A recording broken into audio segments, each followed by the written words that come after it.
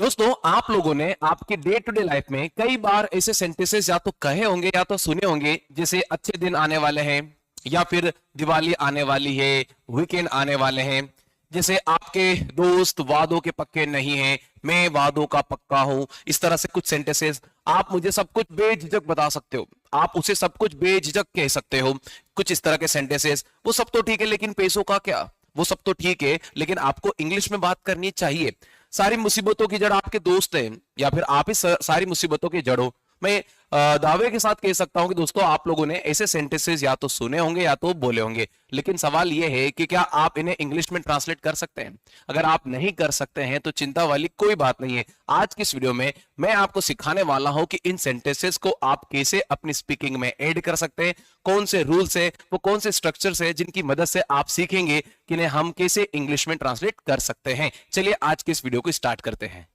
सबसे पहले दोस्तों, मैं आपको सिखाने वाला हूं कि जब कोई भी इवेंट, कोई भी मोमेंट, कोई भी फेस्टिवल, कोई भी ओकेशन अगर आने वाला है, कुछ ही दिनों के बाद वो आएगा, तो वहां पर आप लोगों को अराउंड द कॉर्नर कहना होगा। जैसे don't worry, better days are just around the corner. अच्छे दिन जस्ट आने ही वाले हैं, बस आपको वेट करना है। इसके दो अलग अलग सेंस हो सकते हैं। कोई डिस्टेंस के पॉइंट ऑफ व्यू से भी जानना चाहे तो वहां भी इसको यूज किया जा सकता है। यहां हम समय के अकॉर्डिंग चल रहे हैं।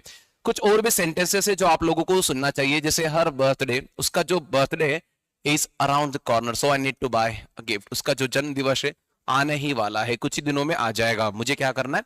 गिफ्ट खरीदना है। Diwali is around the corner, Diwali आप सभी को पता है अराउंड द कॉर्नर है। लेट्स प्लान समथिंग स्पेशल, चलो कुछ प्लान करते हैं।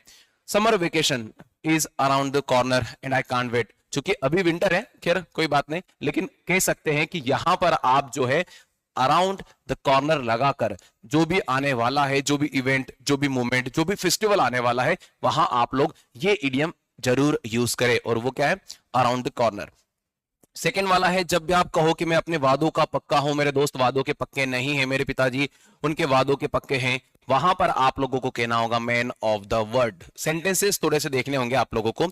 आई ट्रस्ट राज, मुझे राज पर यकीन है। ऐसा इसलिए है क्योंकि he is truly a man of his word, मतलब वो उसके वादों का पक्का है, इसलिए मुझे उस पर यकीन है। आप लोगों को जब भी जो अपने वचन का पक्का हो, जो अपने वादों का पक्का हो, वहां आप ये वाला इडियम जरूर लगा दे। अगला सेंटेंस है अ मैन ऑफ हिज वर्ड, जो अपने वादों पर पक्का होता है, never lets his friends down, कभी भी वो उनके दोस्तों को निराश नहीं करता। ये सेंटेंसेस आप लोग देन ओनली क्लियर कर सकते हैं जब आपका बेसिक अच्छा हो। अगर आप बेसिक सीख चुके हैं, अगर आपके बेसिक अच्छी प्रैक्टिस में है, आप लोग इन्हें आसानी से समझ जाएंगे कि कैसे यूज करना है। Third, she is looking for a husband, वो एक हस्बैंड ढूंढ रही है। Who is man of his word, वो जो अपने वादों पर पक्का रहे। In business it's important to be a man of your word, business में ये काफी इंपॉर्टेंट होता है कि आप अपने वादों पर खरे उतरे। तो ये दो ऐसे सेंटेंसेस थे, ये दो ऐसे स्ट्रक्चर्स के जिनकी मदद से आप अपनी इंग्लिश को ब्यूटीफाई कर सकते हैं। और भी कुछ है जो आपको मैं पढ़ाने वाला हूं। दोस्तों, अब बारी है तीसरे सेंटेंस की। जब भी आप किसी को कहते हैं कि आप बेझिझक ये काम करिए या वो काम करिए, जैसे आप बेझिझक यहां आ सकते हैं, आप बेझिझक मुझे सब कुछ बता सकते हैं, कहने का मतलब ये होता है कि अगर आपको कुछ भी कहना हो तो आप फ्री रहकर इस बात को कर सकते हो, किसी तरह का कोई स्ट्रेस नहीं लेना है। वहां पर आप लोगों को क्या कहना होगा? Feel free to. क्या कहना होगा? फील फ्री टू, जिसका मतलब होता है आप बेझिझक, call me if you need any help, मतलब जब भी आपको लगे आप मुझे कॉल कर सकते हैं, बिल्कुल हेजिटेट मत कीजिएगा। फील फ्री, क्या होना है आपको? बिल्कुल फ्री हो जाओ। To share your ideas with the team, team के साथ जब भी आपको कुछ भी शेयर करना है, कुछ भी आइडियाज शेयर करना है, आप फिल खुद को फ्री करेंगे। So feel free to ask any questions during the class, class के दौरान आप बिल्कुल बेझिझक कोई भी क्वेश्चंस कर सकते हैं, आपको फ्री रहना है। Feel free to take break if you feel tired, अगर आपको लग रहा है कि आप थक गए तो बेझिझक आप क्या कर लीजिएगा? ब्रेक ले लीजिएगा। मींस हम ये चाहते हैं कि आपको इन सभी सेंटेंसेस में किसी भी तरह का कोई स्ट्रेस नहीं लेना है, आपको हेजिटेट नहीं होना है। अगर आपको लग रहा है कि आप थके हुए हैं, आप बिल्कुल आराम करिए। तो ये वो जो सेंटेंसेस मैं आप लोगों से कह रहा था, इन्हें अगर आप चाहते हो कि अपनी स्पीकिंग में आए तो आपको इन्हें खुद बोलना होगा।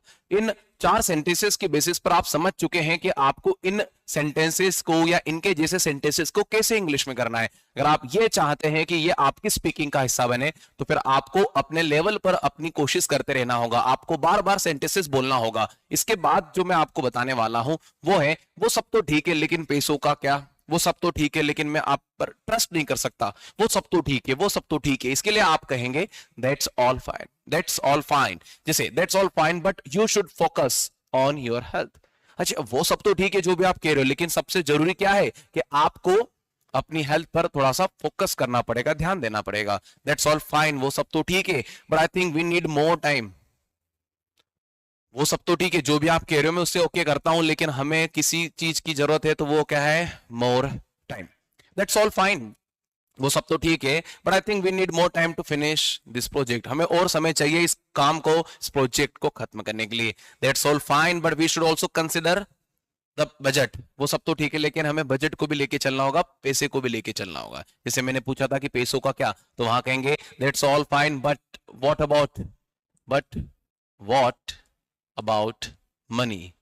ठीक है, व्हाट अबाउट मनी, आप ऐसा कह सकते हो। जैसे वो सब तो ठीक है लेकिन राम का क्या, सो आप कहेंगे that's all fine but what about Ram. ये सेंटेंसेस काफी इंटरेस्टिंग होते हैं, क्योंकि जब आप बोलना शुरू करते हो तो आप लोग ये नहीं कहें कि मैं टेंसेस पढ़कर या और भी कुछ ग्रामर के रूल्स पढ़कर अपनी इंग्लिश को आगे बढ़ा सकता हूं।